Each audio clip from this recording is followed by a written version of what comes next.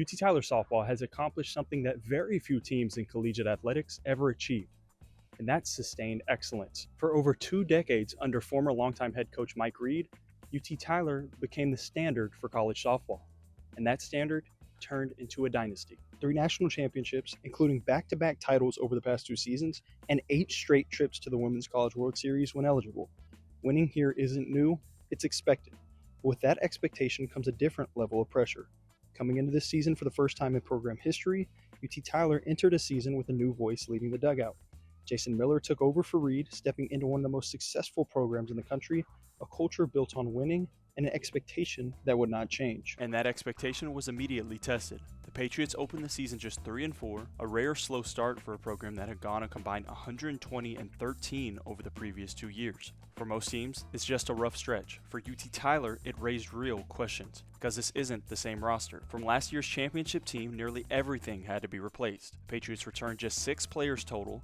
At the plate, they brought back only 66 hits from the previous season, 61 of those coming from senior catcher Taryn Barney. All 10 of the returning home runs, also Barney. Nearly all the returning RBIs, again, Barney. In the circle, the situation was even more uncertain. Kaylee Harris was the only returning pitcher, and she had thrown just 2 innings the year before. So this wasn't just a new coach, it was almost an entirely new team. And early on, it showed. But what defines championship programs isn't avoiding adversity, it's how they respond to it, and that's exactly what UT Tyler has done. Since that 3-4 start, the Patriots have flipped their entire season. They now sit at 38-10 overall, 30-6 in Lone Star Conference play, and right back in the middle of a conference title race. One thing I'd say is even in that bumpy start, there was a lot of fight in this team. And as they've spent more games, more practice together, more time on a bus, more of these little events that create and gel a team, you just see that fight become more and more and more. And I think that comes from just the love they have for one another each and every day and how that grows. More importantly, they found their identity.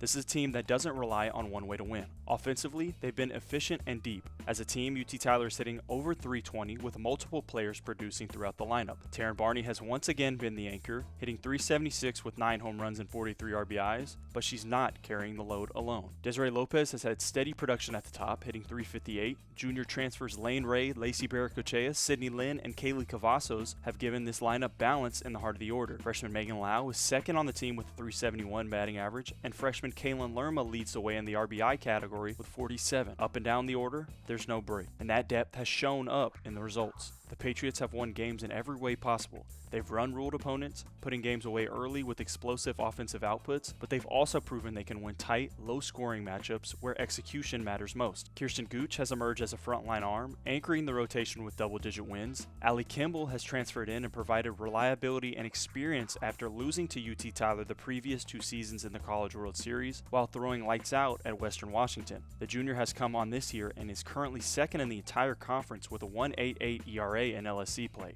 Then on the back end, West Texas A&M transfer Kendall Solitsky has brought swing and miss ability with a team-leading strikeout total. Together, the staff has kept opponents in check, limiting damage and giving the offense opportunities to take control. It's not overpowering in one area, it's complete across all of them. That's what makes this team dangerous, because even with all the changes, the standard has stayed the same. We have an idea of where we're at. What's that next step? What is it to get to that next level? What's our challenges as individuals? What's our challenge as a team? What's our challenge as staff? Just what's that next level? Keep the focus on us while we continue to scout and prepare for those opponents. How do we play our game even better than what we are right now? UT Tyler is still playing like a championship program. Now, as the regular season winds down, everything is still in front of them. They return home for their final 2 series, still within striking distance of a Lone Star Conference regular season title, and in position to possibly host a conference tournament, something that could be a major advantage heading into postseason play. And beyond that, the bigger goal has not changed. This is a program chasing history, a 3rd straight national championship, something that would further cement this run as one of the most dominant stretches in Division II softball history.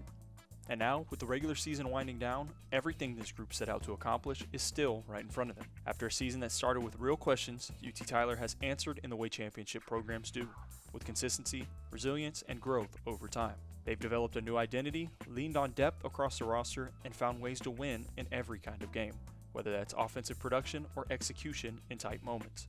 Now, they're in position. A chance to finish at the top of one of the toughest conferences in the country, a chance to host the postseason, and a chance to carry momentum into a tournament where this program has consistently thrived. Because even through all the change, the foundation hasn't shifted. The standard is still the standard. The expectation is still a championship. For UT Tyler, the goal remains the same: to be playing their best softball when it matters most.